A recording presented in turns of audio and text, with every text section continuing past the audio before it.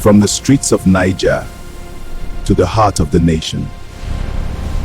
Now here we dey break the gist. News where everybody understand. Omo, if you step out today without this weather gist in, na pure regret go follow you. This one no be guess o, na verified weather from correct source. No be say I just yarn am. Lagos, Ogun, Oyo, hot morning but afternoon go bring clouds plus possible rain. Traffic plus rain equals Yahala combo. Osun, Ondo, Ekiti, mixed weather day. Sun plus rain dey fight like two agueros. Rivers, Bayelsa, Delta, Akwa Ibom, Cross River, heavy rainfall alert. Flooding fit show face small.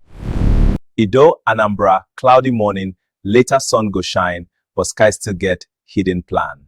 Imo, Abia, Enugu, Ebonyi, rain plus cool breeze. Good for sleep, bad for movement. Kogi, Kwara, Benue, Niger, hot afternoon. Later breeze go calm body smoke up.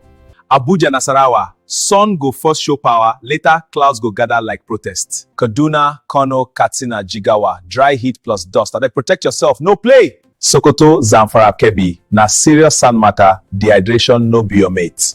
Plateau, Bauchi, Gombe, cooler weather plus chance of rain, body go enjoy am small.